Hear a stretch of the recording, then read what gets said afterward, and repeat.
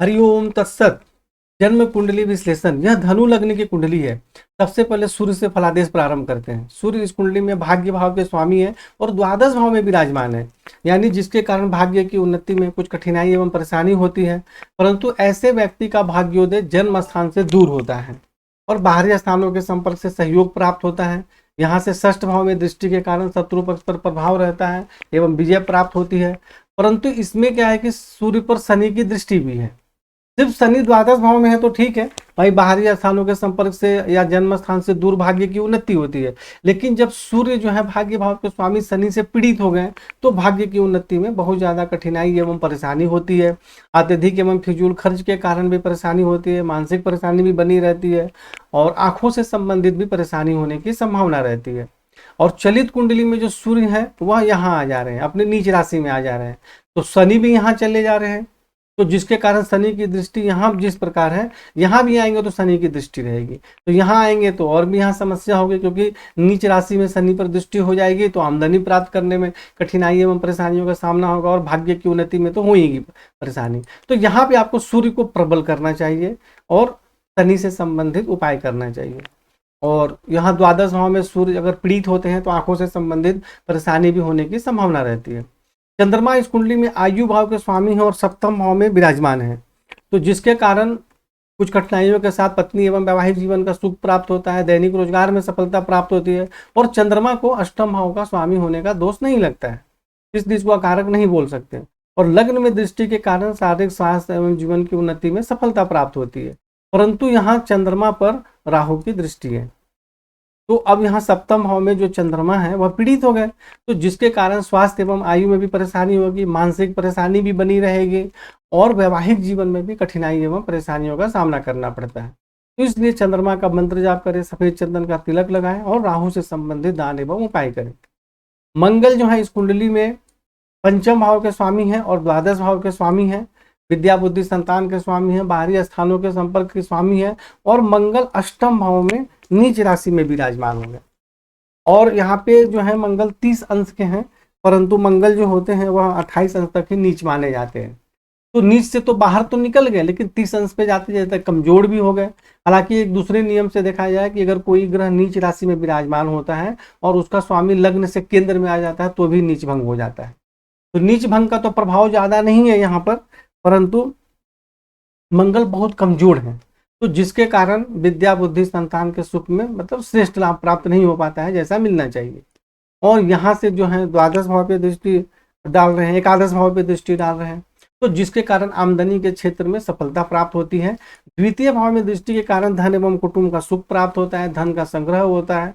और परंतु तृतीय भाव में शनि पर दृष्टि के कारण जो है पराक्रम में तो वृद्धि होती है, परंतु भाई बहन धन एवं कुटुंब से संबंधित परेशानी भी हो जाती है। तो हमें दोनों चीज देखना चाहिए कि लाभ हानि क्या दे रहे हैं। तो इसलिए यहाँ पे यदि हम मंगल तो कमजोर है और यह पंचम भाव के स्वामी है, तो हम इसको बहुत ज्यादा जैसे रत्न इत्यादि अगर धारण करेंगे तो शनि पे दृष्टि डालेंगे तो उससे परेशानी भी होगी। तो इसलिए यहाँ पे आपको कुछ उपाय बताए हैं, मंत्र जाप और तांबे की अंगूठी धारण करने के, और जो बताया गया है वह सब उपाय आपको करना चाहिए। और एक बात और कि चलित कुंडली में जो है मंगल तो नहीं रहेंगे, शनि यहाँ आ जाएंगे। देखिए यहाँ से तो सिर्फ मंगल शनि पे दृष्टि डाल रहे थे, शनि को पीड़ित कर रहे थे, लेकिन चलित कुंडली में जो है शनि यहाँ आ जाएंगे और यहाँ से शनि मंगल पर दृष्टि डालेंगे, मंगल शनि पर दृष्टि डालेंगे। यानी हमें लग्न कुंडली और चलित कुंडली दोनों के अनुसार देखना चाहिए। यदि कहीं परेशानी का योग बन रहा है तो हमें उसका उपाय करना चाहिए, तो यहाँ और भी ज्यादा परेशानी का योग बन जाएगा। तो इसलिए आपको शनि और मंगल से संबंधित जो उपाय बताए गए हैं वह करना चाहिए और ऐसे योग में महामृत्युंजय मंत्र जाप अवश्य करना चाहिए। और वैसे भी मैं सभी को बोलता हूँ महामृत्युंजय मंत्र जाप करने के लिए, जिससे कि ग्रहों से संबंधित जो परेशानी होती है उसमें कमी आती है।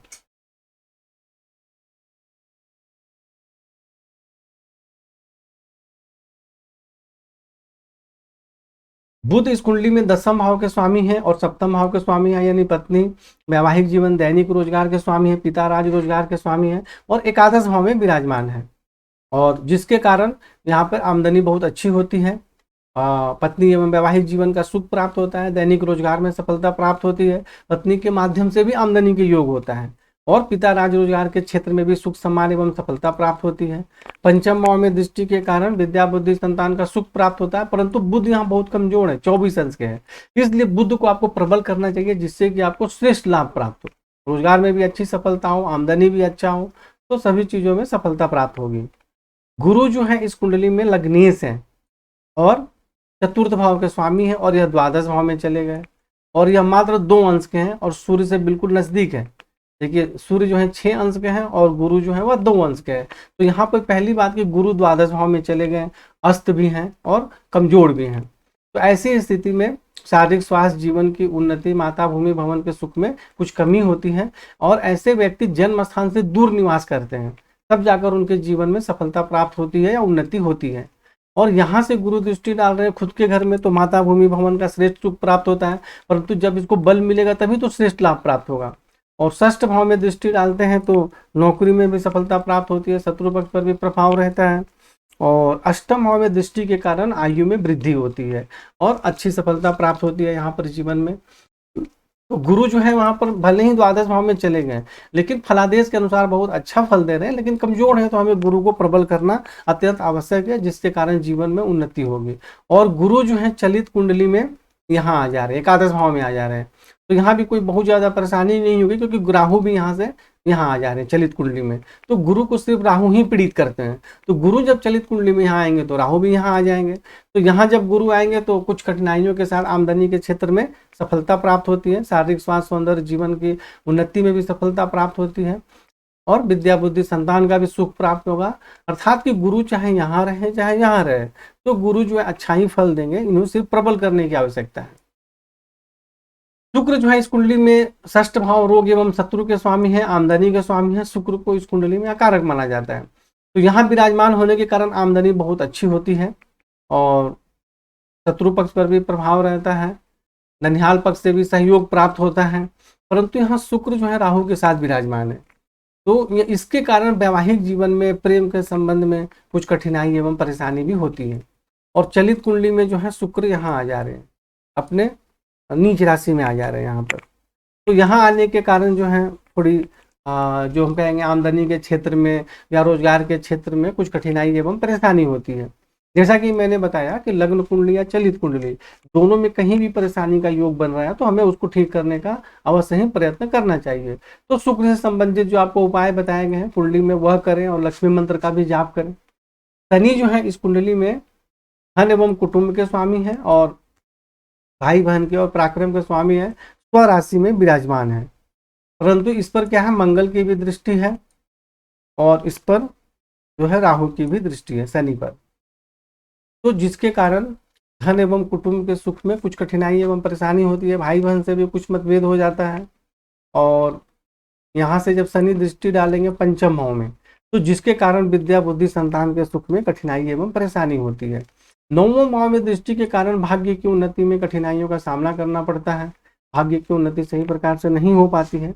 और द्वादश भाव में सूर्य पर दृष्टि डालने के कारण जो है भाग्य की उन्नति में कठिनाइयों का सामना करना पड़ता है, आंखों से संबंधित परेशानी होने की संभावना रहती है और अत्यधिक एवं फिजूल खर्च के कारण भी कठिनाई एवं परेशानी होती है। तो यहाँ पे आपको शनि से संबंधित दान एवं उपाय करना अत्यंत ही आवश्यक है। इसका रत्न इत्यादि आपको नहीं धारण करना है, क्योंकि चलित कुंडली में जैसा कि मैंने पहले बताया था मंगल के समय में कि चलित कुंडली में शनि जब यहाँ आ जाएंगे तो शनि भी मंगल को देख रहे हैं, मंगल भी शनि को देख रहे हैं, तो और भी परेशानी का योग बन जाएगा। इसलिए आपकी कुंडली में जो उपाय बताए गए हैं वही करना है, स्वयं अलग से यदि वहाँ रत्न धारण करने के लिए नहीं बताया गया है तो उसका रत्न आपको नहीं धारण करना है और ऐसे व्यक्ति को महामृत्युंजय मंत्र जाप अवश्य ही करना चाहिए।